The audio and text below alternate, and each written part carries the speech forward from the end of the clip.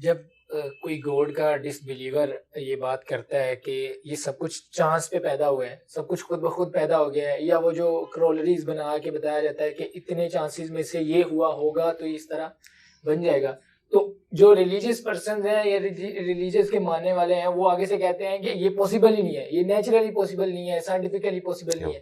اور جب اس ایتھسٹ کی طرف سے یہ سوال اٹھایا جاتا ہے کہ پھر گوڈ کہاں سے آ گیا، اس کو کس نے کریٹ کر دیا، تو پھر ریلیجیس لوگ جواب دیتے ہیں کہ وہ گوڈ خود سے آ گیا، ہمیں نہیں پتا، یا وہ خود بخود کریٹ ہو گیا.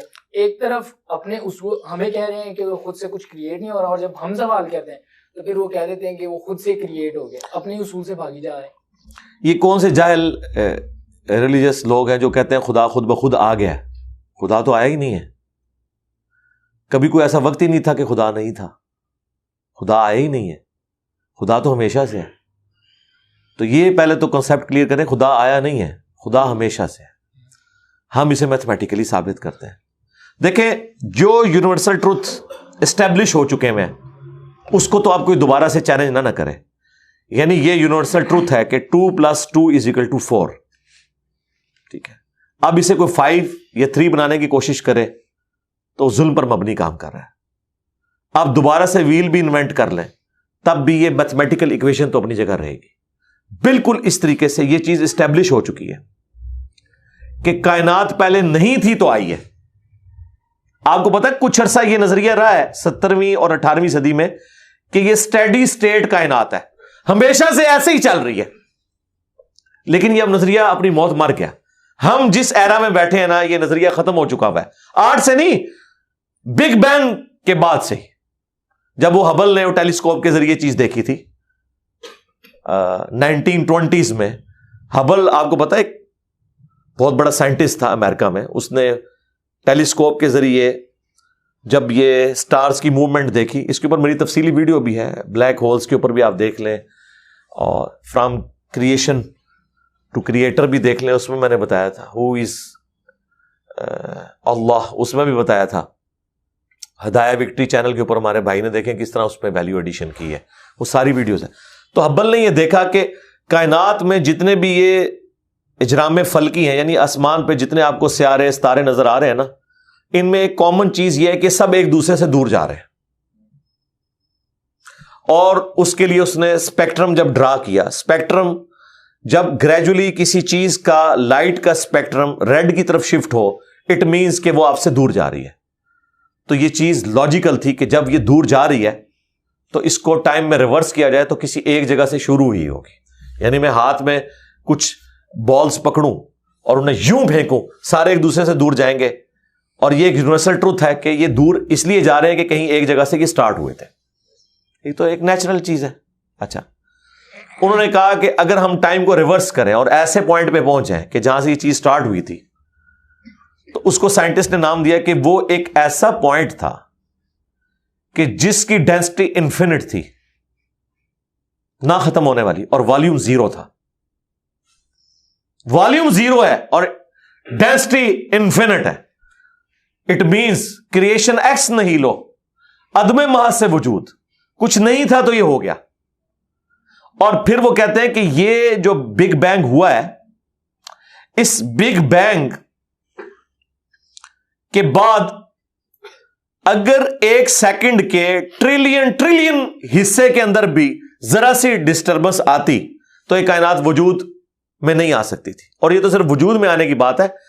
پھر جو billions of fine tunings planet earth کے اوپر موجود ہیں، ہر سیارے کے اعتبار سے ہیں، زمین کا سورج سے فاصلہ، پھر ان کی گریویٹیشنل فورس، ان کی موومنٹ، سپیڈ، یہ تو ایک پوری ایک سمجھ لیں ایک ایسی فیلڈ ہے جس میں انسان جا کے گم ہو جاتا ہے. ان ساری چیزوں کو کنسیڈر کر کے اسٹیڈی اسٹیٹ کائنات کی تھیوری تو ہوگی ختم اور بگ بینگ ہوگی اسٹیبلش.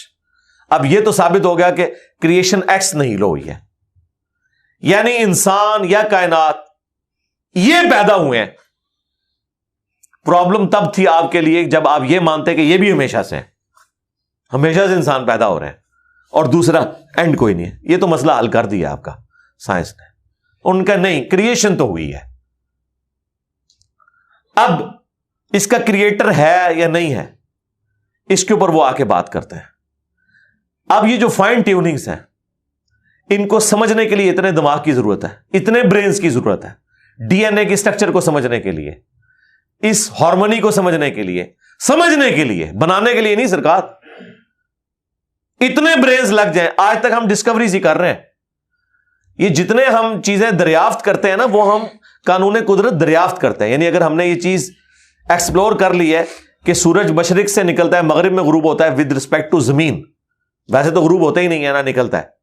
تو یہ ایک فزیکل فینومینا ہے جو ہم نے ڈسکور کیا ہے. اس فینومینا نے سورج کو پیدا نہیں کیا. یہ کریٹر آف سن تو نہیں ہے, یہ اگر آپ کو پتا چل گیا.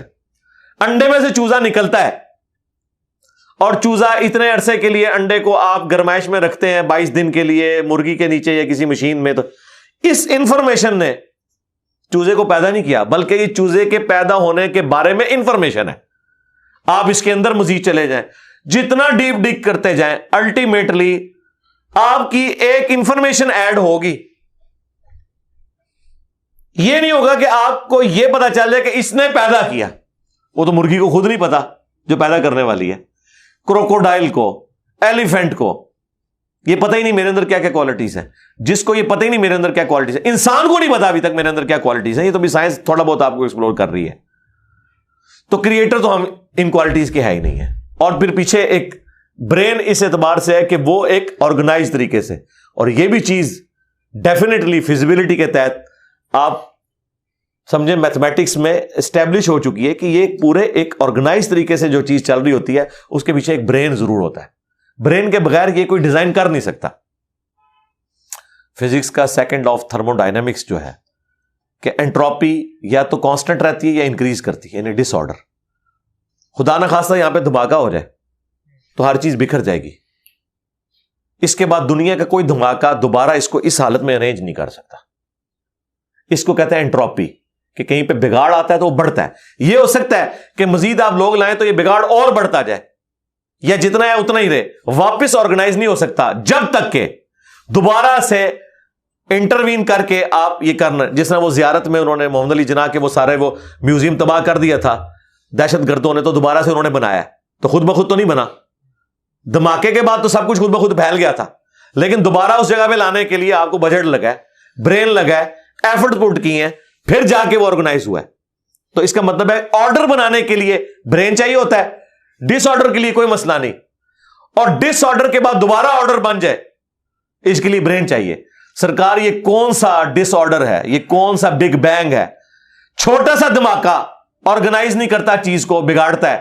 اور اتنا بڑا دھماکہ اتنا بڑا آرڈر لے آیا ہے کہ پلانٹ ارتھ کے اوپر 2 ملین سے زیادہ اسپیشیز ہیں.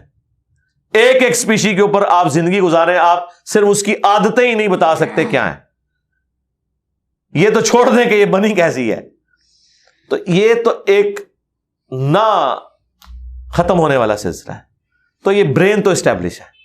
اب اگلا سٹیپ یہ ہے کہ یہ جو برین ہے, وہ رچرڈ ڈاکنز بھی کہتا ہے نا دا گاڈ ڈیلوژن میں, جب فریڈ ہائل کا جملہ اسے کوٹ کیا گیا نا, فریڈ ہائل ایک بہت بڑا سمجھے فلاسفر بھی تھا, سائنٹسٹ بھی تھا. اس نے کہا تھا کہ انسان کا بن جانا خود بخود یہ اسی طرح کا فینومینا ہے, یہ اس سے بڑھ کر کمپلیکس فینومینا ہے کہ کوئی شخص یہ کلیم کرے کہ کوئی ہوائی جھکڑ ٹورنیڈو چلا اور اس نے کوڑے کباڑ کے ڈھیر سے مٹیریل اٹھایا اور ایک بوئنگ 747 تیار کر دیا. یہ دنیا کا کوئی پاگل بیوقوف آدمی بھی یہ بات نہیں مانے گا. اس کو چھوڑ دے, ایک بال پوائنٹ بننے کو کوئی نہیں مانے گا. تو اس نے کہا اس سے کمپلیکس چیز انسان ہے, اس کو تم یہ مانے ہوئے کہ خود بخود مان گئی ہے بغیر کسی برین کے. اچھا, تو اس کا جواب آپ کو پتا ہے رچرڈ ڈاکنز نے کیا دیا؟ اس نے ایک چیپٹر بنایا, اس کی ہیڈنگ رکھی دا الٹیمیٹ بوئنگ 747. اس نے کہا پھر سب سے بڑا بوئنگ 747 تو گاڈ ہے. آپ یہ کہہ رہے ہو کہ انسان اتنا کمپلیکس ہے کہ خود بن نہیں سکتا کسی کے بنائے بغیر, تو جو اس کو بنانے والا ہے وہ تو اس سے زیادہ کمپلیکس ہے, وہ تو الٹیمیٹ بوئنگ 747 ہے. اگر اتنا مشکل انسان ڈی این اے اسٹرکچر والا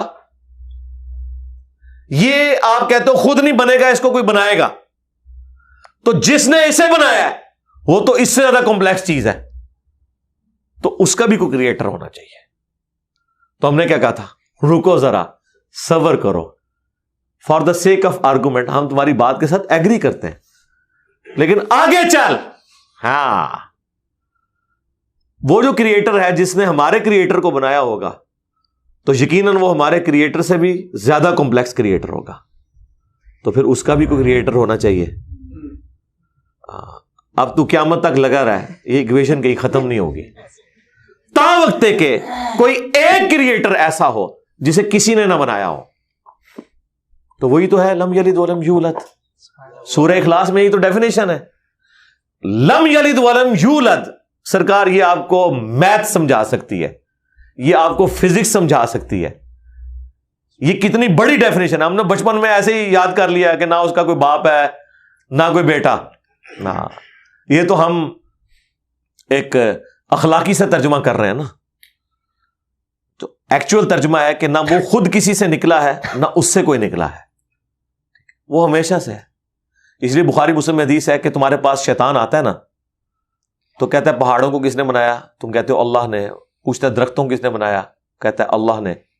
تم کہتے ہو اس کو جواب کے طور پر، جب وہ سوال پوچھتا ہے پھر مختلف سوال کرتا ہے، تم اللہ کہتے ہو، اینڈ پہ وہ کہتا ہے اللہ کو کس نے بنایا؟ اب تم نے کہنا ہے پھر اس پہ قل هو اللہ احد اللہ الصمد لم یلد ولم یولد ولم یکن لہ کفوا احد۔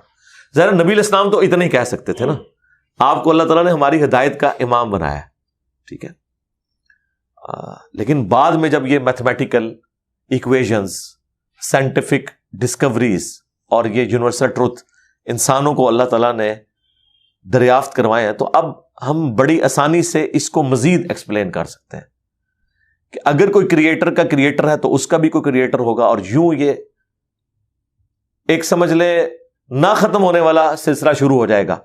یہ آپ کو اچھا اب آپ سوچ رہے ہوں کہ یہ کیوں ماننا پڑے گا کہ کوئی ایک ایسا ہونا چاہیے کہ جس کا، یہ اس لیے ماننا پڑے گا کہ دوسری طرف ایکویشن جو ہے وہ فزیکلی میرے سامنے موجود ہے کہ میں ہوں، کریشن موجود ہے۔ اگر ایک تھیوری ہوتی نا کہ نہ کریشن ہوتی نہ کریٹر تو ہمیں کوئی چیز مجبور نہیں کرتی تھی۔ اب ہماری مجبوری یہ ہے کہ کائنات ہمارے سامنے ہے، ہم زندہ مخلوق ہیں، ہم سب کچھ دیکھ رہے ہیں، کریٹڈ چیزیں موجود ہیں، تو دوسرے اینگل پہ ہمیں جانا پڑے گا اور الٹیمیٹلی کسی ایک کریٹر پہ رکنا پڑے گا، کوئی کریٹر نہ ہو اس کا۔ اس لیے میں نے اپنی ویڈیوز میں بارہا کہا ہے، اگر آپ مجھ سے پوچھیں کہ اللہ تعالیٰ کی کون سی ایسی کوالٹی ہے جو امیجنیشن سے باہر ہے، جس کی آپ کو مثال بھی نہیں بیان کر سکتے۔ دیکھیں اگر اللہ تعالیٰ کہتا ہے میں سنتا ہوں دیکھتا ہوں، تو ہم اس کا ایک دھندلا تصور لا سکتے ہیں کہ میں بھی سنتا ہوں اور دیکھتا ہوں، اگرچہ میرا ادھار کا ہے، اللہ کا ذاتی ہے، میرا لمیٹڈ ہے، اللہ کا ان لمیٹڈ ہے، میرا ڈیپینڈنٹ ہے، اللہ کا انڈیپینڈنٹ ہے۔ ہر چیز کو آپ امیجن کر سکتے ہیں، لیکن اللہ کی جو یہ کوالٹی ہے کہ وہ ہمیشہ سے ہے، کبھی کوئی وقت ایسا نہیں تھا کہ وہ نہیں تھا۔ یہ ایک ایسا اندھا کنواں ہے، یہ وہ کانسیپٹ ہے کہ جس میں آپ غرق بھی ہو جائیں آپ کو اس کا کوئی سرا نہیں پکڑائی دے گا، ٹھیک ہے، اور یہ اللہ کی ایسی کوالٹی ہے۔ بہرحال یہ کوالٹی تو ہم اللہ کے ساتھ شیئر نہیں کر سکتے، لیکن جو اس کی دوسری کوالٹی ہے کہ وہ ہمیشہ کے لیے ہے، اس نے دیکھیں آپ کو شیئر کر لیا اپنے ساتھ، خالق اور مخلوق کے فرق کے ساتھ ہمیشہ کی زندگی اس نے جنت میں آپ کا مقدر کر دی ہے۔